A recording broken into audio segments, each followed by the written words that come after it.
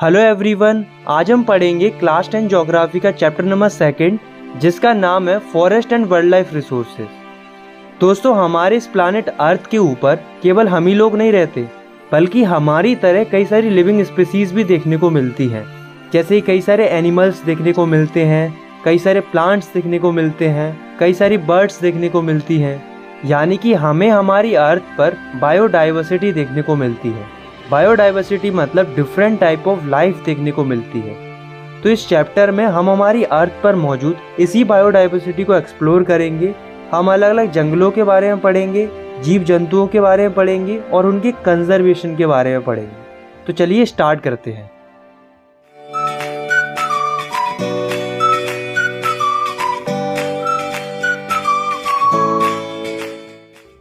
तो इस चैप्टर में सबसे पहले हम पढ़ते हैं फ्लोरा एंड फौना के बारे में। फ्लोरा मतलब जितनी भी प्लांट्स स्पीसीज होती हैं अर्थ के ऊपर उसे हम कहते हैं फ्लोरा, और जितनी भी एनिमल स्पीसीज होती हैं अर्थ के ऊपर उसे हम कहते हैं फौना। अगर मैं सिंगल वर्ड में डिफाइन करूं तो फ्लोरा होता है प्लांट लाइफ और फौना होता है एनिमल लाइफ। अब हम देखते हैं इंडिया के कंटेस्ट में कि इंडिया में कितनी फ्लोरा एंड फौना है। Flora and fauna in India, तो हमारी India one of the richest country है पूरे वर्ल्ड में इन टर्म्स ऑफ बायोडाइवर्सिटी। मतलब हमारी इंडिया में हमें डिफरेंट टाइप्स ऑफ फ्लोरा भी देखने को मिलते हैं और डिफरेंट टाइप्स ऑफ फौना भी देखने को मिलते हैं। और दोस्तों, आपको जानकर हैरानी होगी कि ऐसा माना जाता है कि अभी भी आधे से ज्यादा यानी कि लगभग twice and thrice numbers of species discovery नहीं हुई हैं। उनकी डिस्कवरी होना भी बाकी है। तो आप सोच सकते हो कि हमारी इंडिया में कितनी ज्यादा फ्लोरा एंड फौना की स्पीसीज है। इसके अलावा हमारी डेली लाइफ भी काफी ज्यादा डिपेंडेंट है फ्लोरा एंड फौना के ऊपर। फ्लोरा एंड फौना की मदद से हमें खाना मिलता है, कपड़े मिलते हैं, रॉ मटेरियल्स मिलते हैं, मेडिसिन मिलती हैं। इसके अलावा हमारा एनवायरनमेंट बैलेंस रहता है। तो कहने का मतलब ये है कि हम काफी निर्भर है फ्लोरा एंड फौना के ऊपर। पर दोस्तों, चिंता की बात ये है कि इंसान इतना लापरवाह हो गया है कि वो अपने फायदे के लिए फॉरेस्ट एंड वाइल्ड लाइफ को डिस्ट्रॉय करने में लगा हुआ है, यानी कि इनसेंसिटिव हो गया है। अगर ऐसा ही चलता रहा तो कई सारे पेड़ों की और जानवरों की स्पीसीज विलुप्त हो जाएंगी। इसलिए जरूरत है उन्हें कंजर्व करने की, यानी कि उन्हें बचाने की, क्योंकि वाइल्ड लाइफ पॉपुलेशन और फॉरेस्ट्री कंटिन्यूअसली डिक्लाइन कर रही है। नेक्स्ट टॉपिक है हमारा conservation of forest and wild life in India. इस टॉपिक में हम पढ़ेंगे कि फॉरेस्ट एंड वाइल्ड लाइफ को कंजर्व करने के लिए कौन कौन से स्टेप लिए जाते हैं। लेकिन उससे पहले हम ये जान लेते हैं कि कंजर्वेशन करने की जरूरत क्या है, कंजर्वेशन करने का फायदा क्या है, बेनिफिट्स ऑफ कंजर्वेशन। चलिए जानते हैं। तो पहला बेनिफिट है conservation preserve the ecological diversity and our life support system, water, air and soil. मतलब कंजर्वेशन करने से इकोलॉजिकल डाइवर्सिटी सुरक्षित रहती है और साथ में हमारा जीवन जिन चीजों पर डिपेंडेंट रहता है वो भी सुरक्षित रहती हैं, जैसे कि वाटर, एयर, सॉइल। इसलिए कंजर्वेशन करना जरूरी है और अच्छा है। कंजर्वेशन करने का दूसरा बेनिफिट है it also preserve the genetic diversity of plants and animal for better growth of species and breeding. मतलब कंजर्वेशन करने से जेनेटिक डाइवर्सिटी सुरक्षित रहती है, मतलब प्लांट्स एंड एनिमल की अलग अलग वैरायटी सुरक्षित रहती है, ताकि उन स्पीसीज की बेटर ग्रोथ और उनकी अलग अलग ब्रीड यानी कि वैरायटी आगे देखने को मिल सके। जैसे आज हम जो एग्रीकल्चर करते हैं उसमें हम डिफरेंट वेराइटीज ऑफ क्रॉप उगाते हैं और हम इसके ऊपर काफी डिपेंडेंट हैं। अगर हमने कंजर्वेशन नहीं किया तो हमें जेनेटिक डाइवर्सिटी देखने को नहीं मिलेगी, मतलब डिफरेंट टाइप्स ऑफ वेराइटीज देखने को नहीं मिलेंगी। सिमिलरली कई सारे लोग फिशेज के ऊपर काफी ज्यादा डिपेंडेंट होते हैं। इनफैक्ट उनका मेन खाने का सोर्स फिशेज होती है। आज के समय में डिफरेंट टाइप्स ऑफ फिशेज देखने को मिलती है, लेकिन इनकेस अगर कोई फिश की वैरायटी खत्म हो जाती है यानी कि विलुप्त हो जाती है तो वो हमें आगे देखने को नहीं मिलेगी। इसलिए कंजर्वेशन करना जरूरी है ताकि जेनेटिक डाइवर्सिटी प्रिजर्व रहे और आगे भी अलग अलग वैरायटी देखने को मिल सके। अब हम देखते हैं कि गवर्नमेंट ने कंजर्वेशन के लिए कौन कौन से स्टेप लिए। चलिए देखते हैं। तो देखो, हमारी गवर्नमेंट द्वारा वर्ल्ड लाइफ को प्रोटेक्ट करने के लिए सबसे पहला स्टेप लिया जाता है 1972 में। गवर्नमेंट क्या करती है, 1972 में एक एक्ट पास करती है जिसका नाम था वर्ल्ड लाइफ प्रोटेक्शन एक्ट। इस एक्ट के तहत गवर्नमेंट क्या करती है, कई सारे प्रोविजंस बनाती है वर्ल्ड लाइफ के हैबिटेट को प्रोटेक्ट करने के लिए, और एक लिस्ट भी जारी करती है उन स्पीसीज की जिनकी लाइफ खतरे में है, मतलब जिन्हें प्रोटेक्ट करना जरूरी है। तो जो स्पीसीज इंडेंजर्ड लिस्ट में आती हैं उन्हें बचाने के लिए गवर्नमेंट हंटिंग पर बैन लगा देती है, और साथ में जो ट्रेडिंग होती थी यानी कि तस्करी होती थी जानवरों की, उस पर भी रोक लगा देती है। केवल इतना ही नहीं, आगे जाकर 1980 में और 1986 में कई सारी और स्पीसीज को भी प्रोटेक्टेड स्पीसीज की लिस्ट में जोड़ा जाता है। जिसमें कई सैकड़ों बटरफ्लाईज, मोथ्स, बीटल्स शामिल थी और एक ड्रैगन फ्लाई भी शामिल था। दोस्तों ये केवल जानवरों तक सीमित नहीं था, बल्कि आगे जाकर 1991 में पहली बार प्लांट स्पीसीज को भी लिस्ट में ऐड किया गया। शुरुआत में 6 प्लांट स्पीसीज को ऐड किया गया। Establishments of protective institutions. अब दोस्तों ऐसा नहीं है कि हमारी गवर्नमेंट केवल एक्ट बना रही थी, बल्कि कई सारी इंस्टीट्यूशंस भी सेटअप कर रही थी फ्लोरा एंड फौना को प्रोटेक्ट करने के लिए। जैसे कई सारी वाइल्ड लाइफ सेंचुरीज बनाई जाती हैं, बायोस्फीयर रिजर्व बनाए जाते हैं, नेशनल पार्क बनाए जाते हैं। आज के समय में इंडिया में 567 वाइल्ड लाइफ सेंचुरीज हैं, 18 बायोस्फीयर रिजर्व हैं और 106 नेशनल पार्क हैं।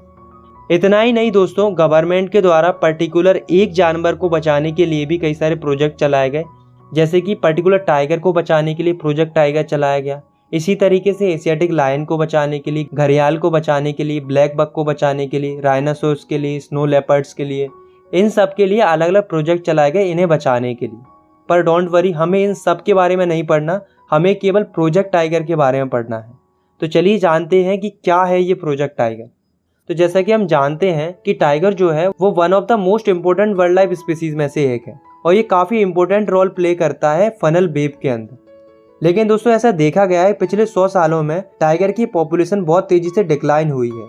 एस्टीमेट ये बताते हैं कि 1870 में टाइगर की पॉपुलेशन लगभग 55,000 थी, लेकिन 1970 तक आते आते टाइगर की पॉपुलेशन गिरकर 1827 बचती है। अब दोस्तों ऐसा हुआ क्यों, इसके पीछे रीज़न क्या था?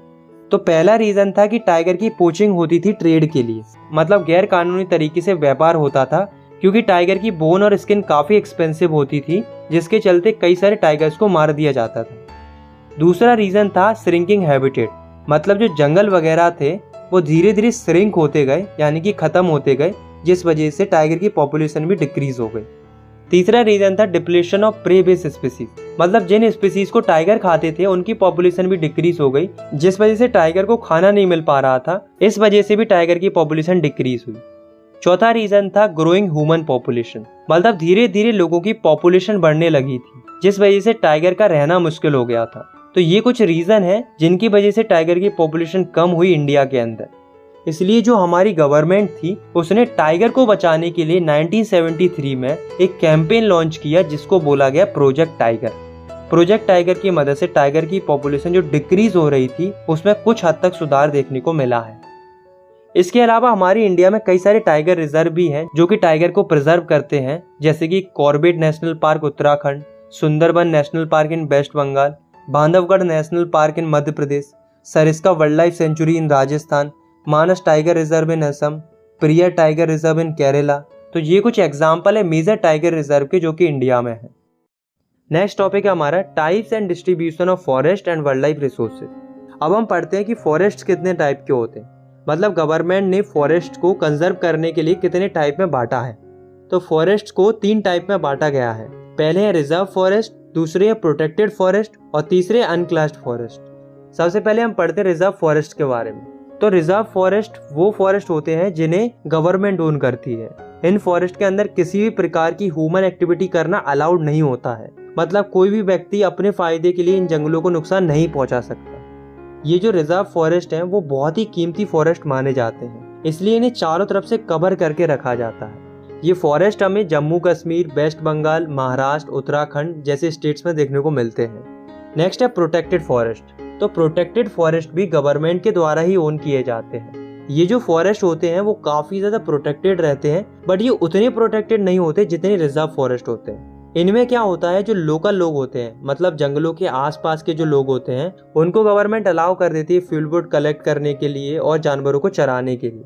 लेकिन फिर भी गवर्नमेंट इन जंगलों के ऊपर कड़ी निगरानी रखती है कि कहीं कोई इंसान इन जंगलों को ज़्यादा नुकसान तो नहीं पहुंचा रहा। ये जो फॉरेस्ट है वो काफ़ी बड़ी स्केल में पाए जाते हैं। इनफैक्ट इंडिया के टोटल फॉरेस्ट में से 1/3 फॉरेस्ट प्रोटेक्टेड फॉरेस्ट है।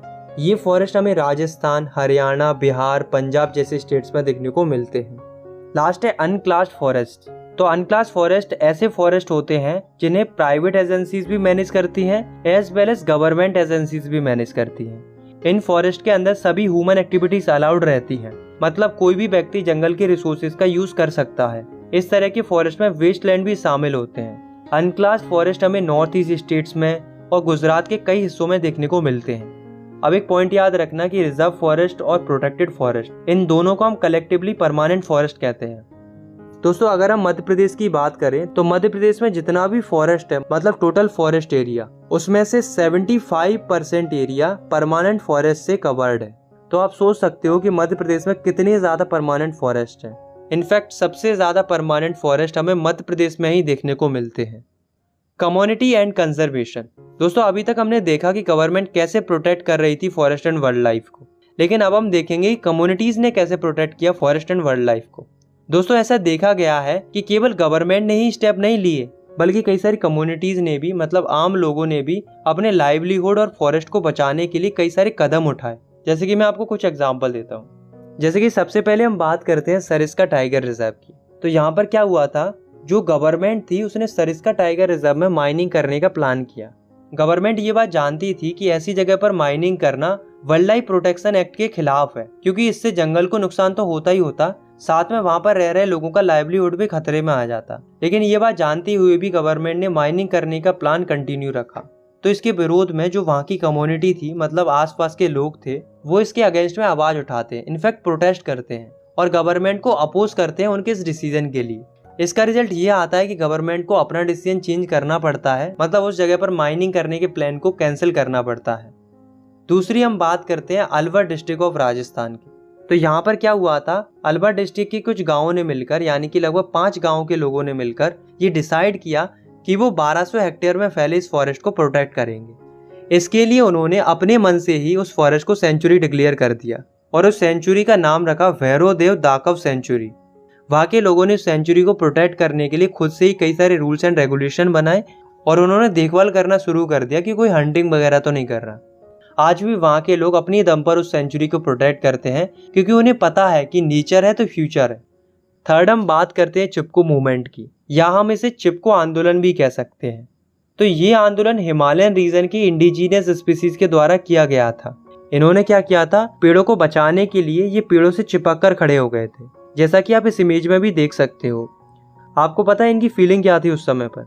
ये कह रहे थे कि अगर पेड़ काट रहे हो ना तो पहले हमें काटो, आप पेड़ तब तक नहीं काट सकते जब तक हम जीवित रहेंगे। ये लोग कई दिनों तक ऐसे ही पेड़ों से चिपक कर खड़े रहे और ये तब तक खड़े रहे जब तक पेड़ काटने वाले लोग वापस नहीं चले गए। उनकी इस डेडिकेशन के चलते वो डिफोरेस्टेशन को रोक पाए। और इतना ही नहीं, इन्होंने केवल पेड़ नहीं बचाए बल्कि इन्होंने कई सारे पेड़ लगाए भी, यानी कि अफोरेस्टेशन भी किया। सिमिलरली अब हम पढ़ते हैं बीज बचाओ आंदोलन को, जिसको सेव द सीड्स मूवमेंट भी बोला जाता है। वो लेट 1980s में शुरू किया गया था। इसकी शुरुआत हैनवल रिवर वैली से हुई, जो कि तहरी डिस्ट्रिक्ट उत्तराखंड में है।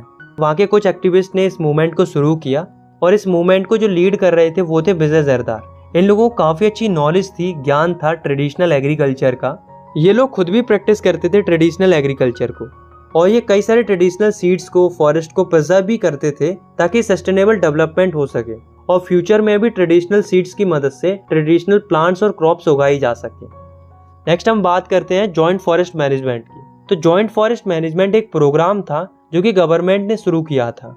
इसके थ्रू गवर्नमेंट क्या करती थी, कम्युनिटीज को रिस्पॉन्सिबिलिटी देती थी फॉरेस्ट को संभालने की और उसकी देखभाल करने की। इसके बदले में गवर्नमेंट कहती थी कि तुम फॉरेस्ट की नॉर्मल चीजों का यूज कर सकते हो अपने लाइवलीहुड को बेहतर करने के लिए। इससे क्या होगा, गवर्नमेंट का काम भी हो जाएगा, कम्युनिटीज का लाइवलीहुड भी बेहतर हो जाएगा और फॉरेस्ट भी प्रोटेक्ट हो जाएंगे। तो इस प्रोग्राम की सबसे पहले शुरुआत की जाती है 1988 से, जब उड़ीसा की गवर्नमेंट फर्स्ट रेजोल्यूशन पास करती है जॉइंट फॉरेस्ट मैनेजमेंट के लिए।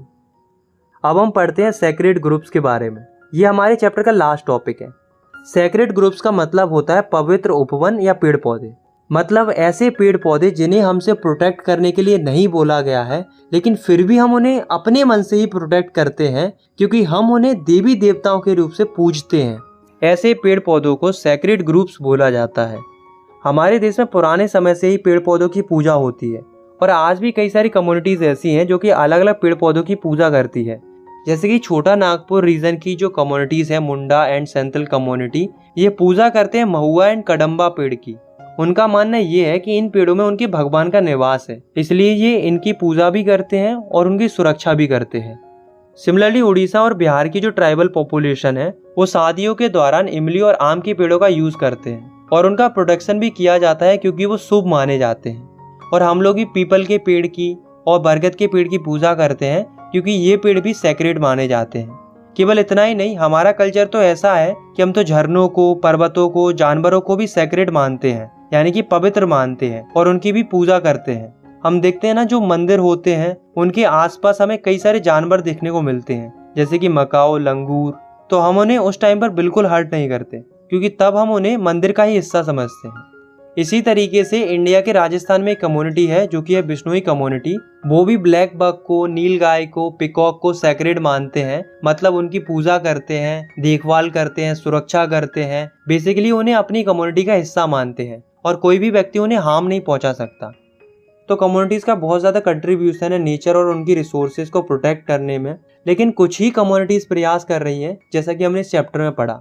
पर एक बात हमें याद रखनी चाहिए कि नेचर हम सबका है, इसलिए हम सबकी रिस्पॉन्सिबिलिटी बनती है नेचर को प्रोटेक्ट करने की। इसी से रिलेटेड 487 BC में गौतम बुद्ध ने कहा था कि जो पेड़ होता है वो एक ऐसा जीव होता है जो दयालुता और परोपकार से भरा हुआ होता है। ये अपने भरण पोषण के लिए कभी कुछ नहीं मांगता, बदले में ये हमें वो सब कुछ दे देता है जो उसने अपने जीवन भर में कमाया होता है। फल, फूल, पत्ती, लकड़ी, हवा, जो कुछ भी है सब कुछ दे देता है। इवन ये इतना दयालु होता है कि ये उसे भी छाया देता है जो उसे काटने आया होता है।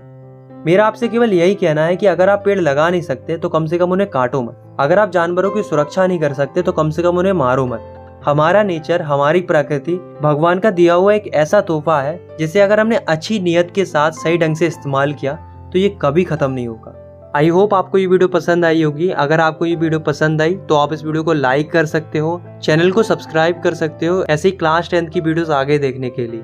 बाकी मिलते हैं नेक्स्ट वीडियो में, तब तक के लिए टेक केयर, बाय बाय।